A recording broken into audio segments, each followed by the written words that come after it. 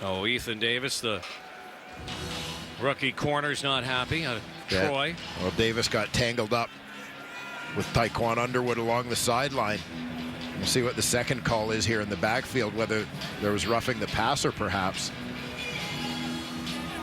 A game with very little flow in it tonight, Dwayne. A lot of penalties. 22 flags have been thrown. And this ball is going to be marched right close to the red zone. In fact, this is the first time that an offense is in the red zone tonight. Look at this. They just marched this off. On receiver, Montreal number 16. Roughing the passer, Montreal number 7. About 25 yards, first down. 10 for that. And 15 for the roughing the passer. 25-yard penalty. Now inside the 10.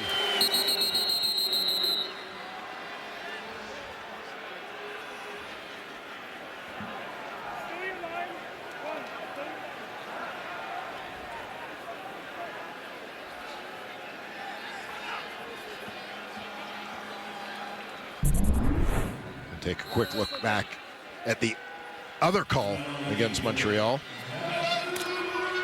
A tough one. I think they called John Bowman for what appeared to be a very intentional low hit, but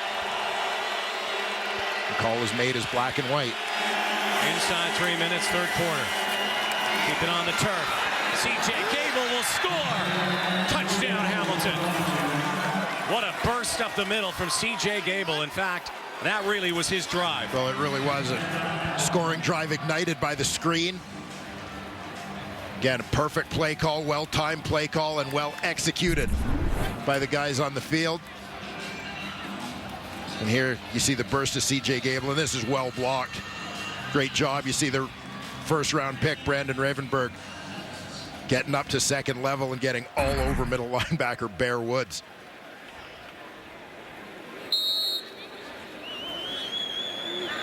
C.J. Gable, who did not score a touchdown with Hamilton last year, and his first of 2016.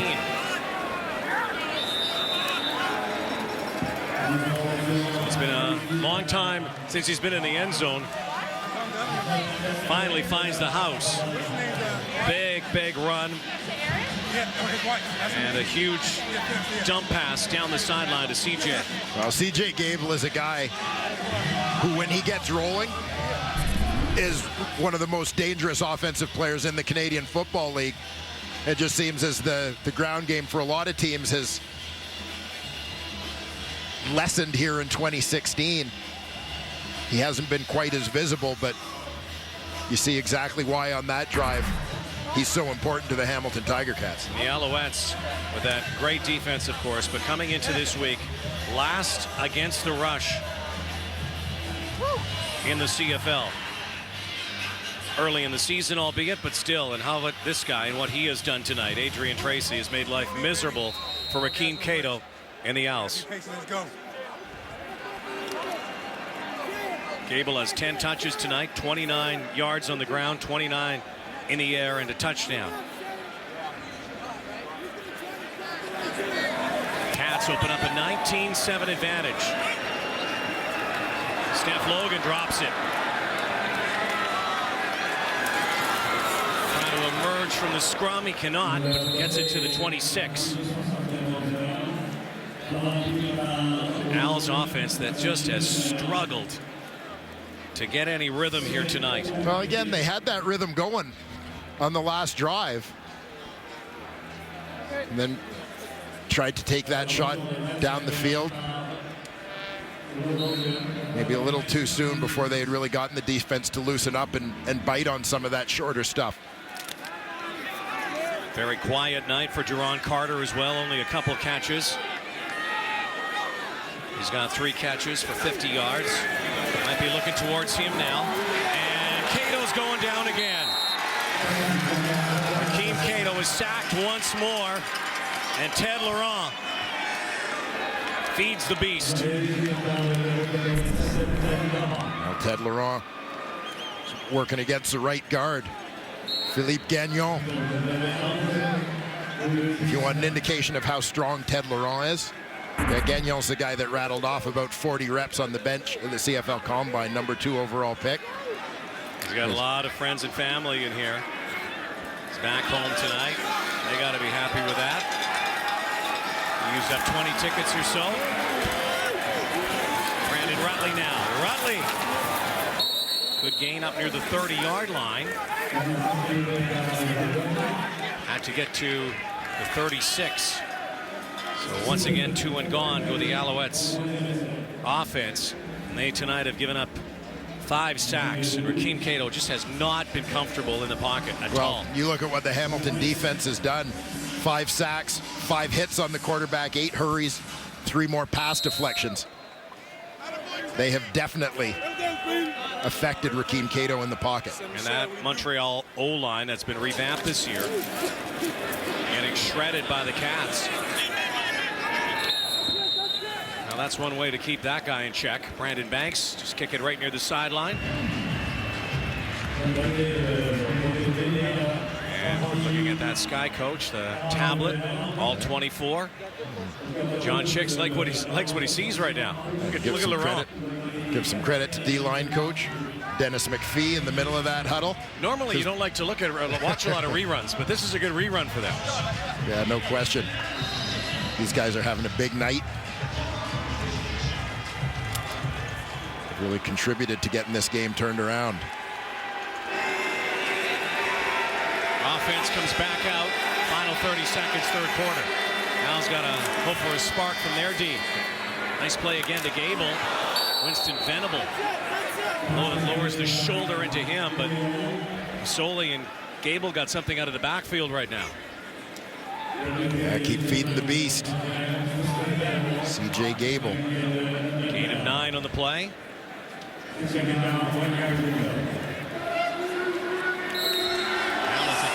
Lost 2 straight games. Solely on the sideline now, so Jeff Matthews comes in. Like something wrong with his finger. We'll get Matthews Shinetti to check in on that. Short yardage play. Usually Matthews comes in short yardage on 2nd and 1. See if Masoli comes right back out. Did they get the first down? Looks like Masoli's all right.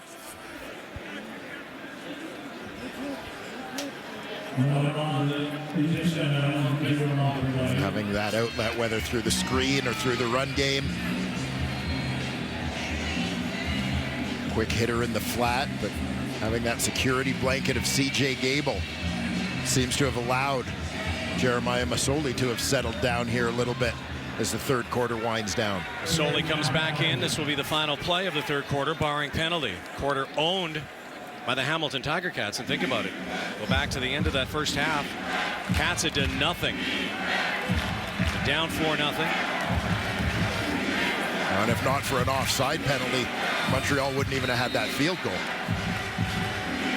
They were given a second chance on that one after missing the first time. Safety and a field goal in the end of the first half, and then taking over here in the third. Gable again. That's it for the third quarter. Hamilton Tiger Cats, who have struggled in the fourth quarter for the most part this season, looking to seal a win. Take it home after losing 2 in a row. Friday night football from Montreal heads to the fourth in a moment.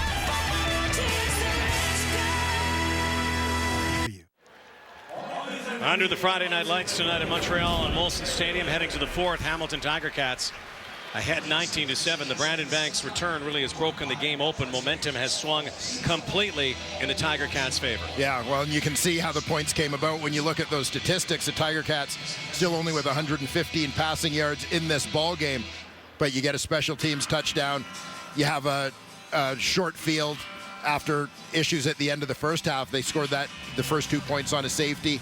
Some penalties on the ensuing kickoff set them up for a field goal before that half was over. And they've been off to the races ever since. Well, one guy went the distance in the race. Brandon Banks again. C.J. Gable. Such a big third quarter for him. screen pass, and then eventually the run to the end zone.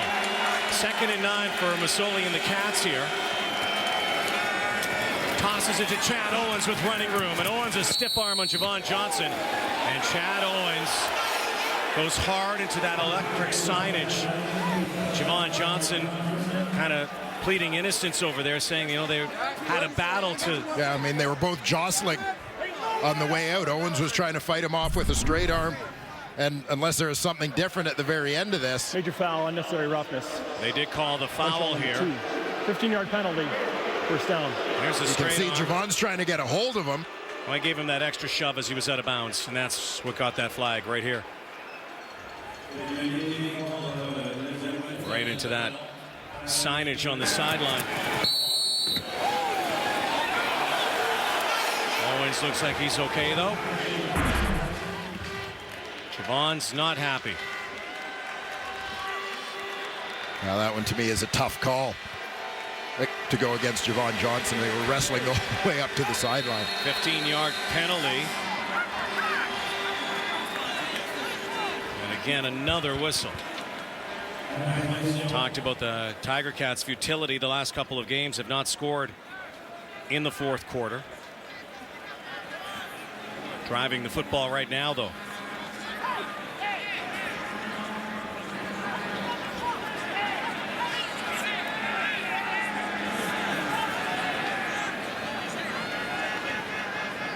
And Austin.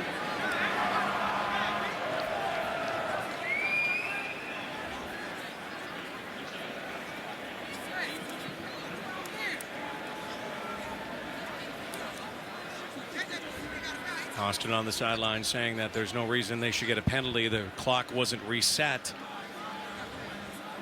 But here is the call. Time count violation, Hamilton number 5. It's 5-yard penalty, first down.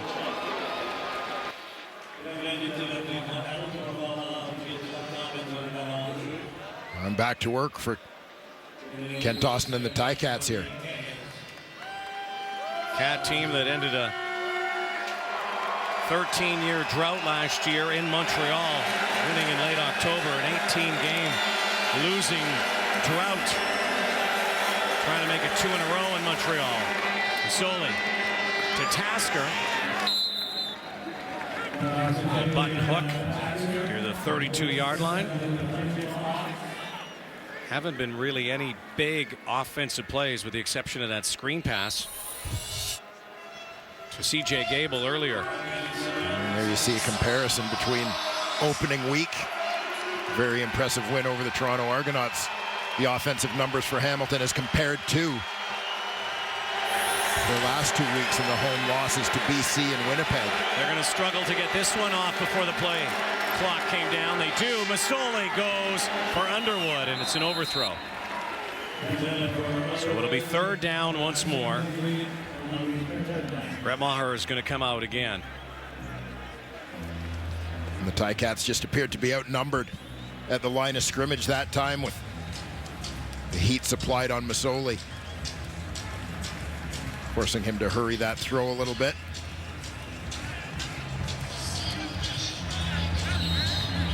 Maher is going to boot this one from the 40-yard line.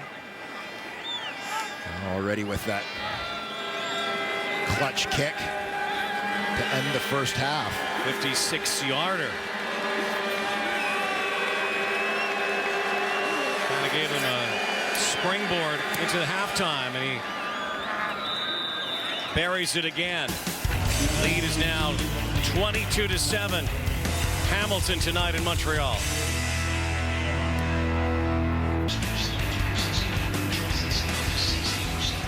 Hamilton Tiger Cats opening up 22-7 lead. Rakeem Cato's on the sideline now, and Vernon Adams is in the ball game. A guy who's been elevated into the backup position for the Montreal Alouettes. Alouettes offense clearly looking to get a spark somewhere. There's a little shovel to Sammy Giguère. Adams must feel like Rakeem Cato did a year ago when he was thrown into the fire, and Rakeem Cato with a struggle tonight here. 18 of 25, 203 yards, but a team that just could not get it into scoring position. No big plays.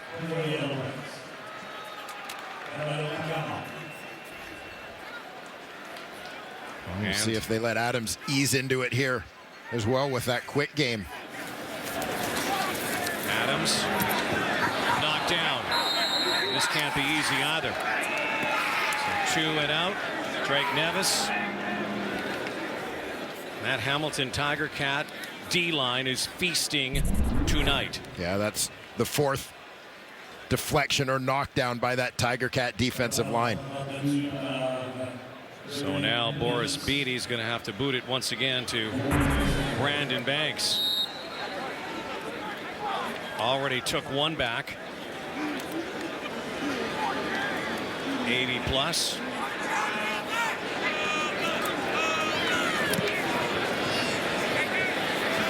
Aiming for the sideline. Banks slips and will step out in front of his team. 22-7 for the visiting Cats. Those tough on the field deserve a truck that's tough on the road. The 2016 GMC Sierra. What a night for the D-line for the Hamilton Tiger Cats. They've been busy. You see big Drake Nevis, former 3rd-round pick of the Indianapolis Colts, All-American during his time at Louisiana State.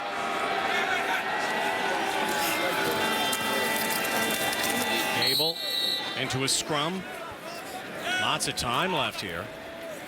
22-7 game. And will Jim Pop stay with Vernon Adams, or did he give Rakeem Cato a little bit of a breather to try to get things back in order again? Seems like it's still a little early to kind of give up shop here tonight. Yeah, I'm a little bit surprised when you're talking about dealing with the young quarterbacks that they did elect to make the change. Especially someone with no experience. Now Masoli, a little juke. Winston Venable drags him down close to a first-down marker. It's not like he's going to a backup quarterback. Even Brandon Bridge has had more experience than Vernon Adams. Yeah, it's a tough situation for Vernon Adams to come into. And here you see Masoli showing a little of his running ability.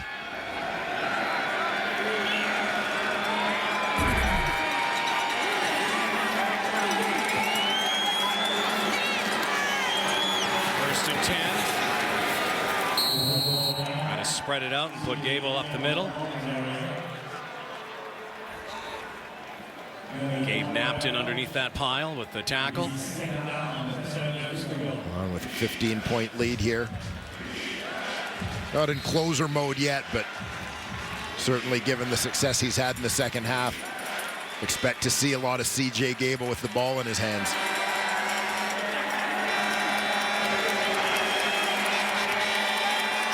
Gable in the pistol with Masoli shotgun. Rush again. Masoli now throws it deep and has Tyquan Underwood. Underwood still on his feet, dragged down by Ethan Davis. And Jeremiah Masoli fires a bullseye to Tyquan Underwood. And Underwood's just down the sideline here. Number 1 receiver into that boundary. Nice footwork on the stop and go to freeze the DB. And a nice blitz pickup on that play as well. Yeah, that flat top. I was sure you were going to go with hair raising catch though. Yeah, could have been. There's Andy Fantuz, his first catch of the night. I'd like to see you rock that right there. That's what I like. Well, I'll tell you, I had been leaning towards the dreadlocks as my next hairstyle. Yeah. But this has me thinking. Man. And I know the guys in the truck are working on something for Photoshop for next week already. Maybe. Could be. That's some great hair. First and 10, Masoli. Brandon Banks with a flag down, 16 on 16. Kyrus Hebert trying to finish him off, and Hebert right up in the face of Brandon Banks. Really changed this game, Brandon Banks, on that return, and that's what those return guys do. Swing of momentum, a huge one. Major foul, unnecessary roughness. Montreal 11. Half the distance to the goal. First down. You know, the Alouettes, when they dissect this game, are going to look back, and obviously the Banks turning point was huge, but penalties have been a crippler. Well, they sure have. Montreal, 13 penalties for 132 yards. Over twice the penalty yardage accumulated by the Ticats in this ballgame. Brings this ball inside the 5-yard line. Masoli again. Will he go back to Gable? And Gable is swallowed up by Bear Woods. So it'll be second and goal now. Just going back to that thought on the penalties as well, Rod, you think of the timing of some of them. I mean, certainly the yardage was helpful in the drive that led to the C.J. Gable touchdown. Penalties contributed to shortening the field to put Hamilton in position to kick the field goal to end the first half as well. Jim Popp has to be concerned about that lack of discipline. They came into this week last in the CFL in penalties, giving up more penalties per game than any other team. Masoli now throws, and over the head of Underwood, was looking for that corner route and that little jump ball. Not this time. So Brett Maher is going to come out and try to continue his night, which included a career-long field goal to end the first half, a 56-yarder. Think about the pressure on this young man, too. Brett Maher coming in after being with Ottawa, replacing a guy who had become a legend, Hamilton, and Justin Medlock. Yeah. And he's done admirably. Well, he's been very, very good. Maher last season playing just a handful of games with Ottawa and Saskatchewan. This is just a chippy. Really kind of put it out of reach here. Montreal's offense has shown no momentum whatsoever. 25-7.